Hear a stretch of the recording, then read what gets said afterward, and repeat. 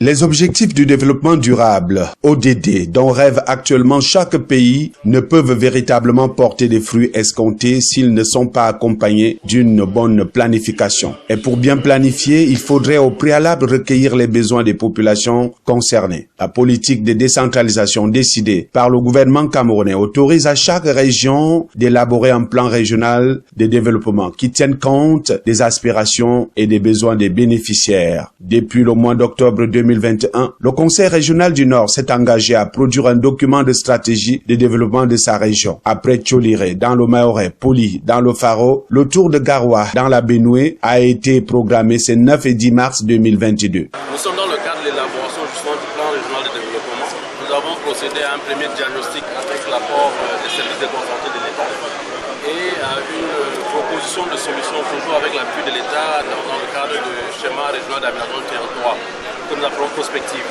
C'est ce diagnostic et cette prospective que nous soumettons maintenant aux forces vives, aux acteurs économiques dans tous les départements. La traduction en actes et en action des besoins exprimés par les populations sectorielles se fera après l'élaboration du plan régional de développement. Lorsque nous aurons déjà recueilli ces besoins des populations, lorsque nous aurons accepté avec elles les solutions que nous allons appliquer, nous allons donc décliner ces prospectives-là en action, en activité, en programmes et projets que nous allons mettre en place.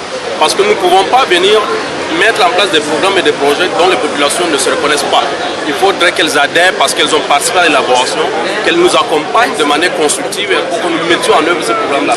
Et la dernière étape de cette planification, c'est donc la partie du suivi-évaluation en relation avec les mêmes populations, leurs représentants, que ce soit les communes, que ce soit les actions de développement, que ce soit les chefferies traditionnelles, pour nous assurer que ce que nous avons convenu de faire en tant qu'activité, programme et projet a été bien déroulé, et si ça n'a pas été déroulé, que nous expliquions les écarts et que nous corrigeons dans la période 2022 à 2026, les 5 ans. Le document attendu sera une sorte de boussole pour le développement de la région du Nord qui se fera par les fils de la région. Le but avoué étant de faire du Nord une zone agro-industrielle et touristique. À la différence des anciennes méthodes moins porteuses, le document produit sera le fruit des différentes consultations faites auprès des populations et sectorielles. La vision, comme je l'ai dit, c'est faire de la région du Nord une zone agro-industrielle et touristique, desservie par des infrastructures de transport et d'énergie et gérée au mieux des intérêts des populations.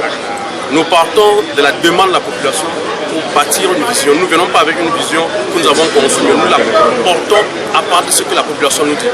Donc c'est faire de la région une zone agro-industrielle parce que nous avons des atouts en matière d'agriculture, d'élevage, de pêche, et que ce soit une zone touristique parce que nous avons aujourd'hui des aires touristiques. Nous avons une culture dense qui s'est donnée à voir lors de la CAN et qu'il faudrait rendre ces atouts-là en opportunité d'emploi et de travail.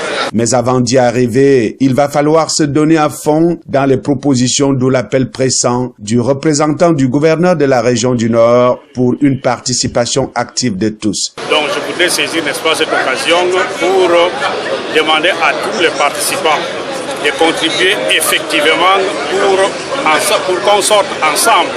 Parce que nous avons invité ici toutes les forces vives de la région pour qu'on sorte, n'est-ce pas, au finish, un plan régional concis, précis et au bénéfice, n'est-ce pas, des populations locales. Après l'atelier de consolidation de l'état des lieux de Garoua, la caravane conduite par le président du Conseil régional du Nord, Oumarou Ousmanou, prendra la route de Guidère dans le Mayo-Louti pour le même exercice.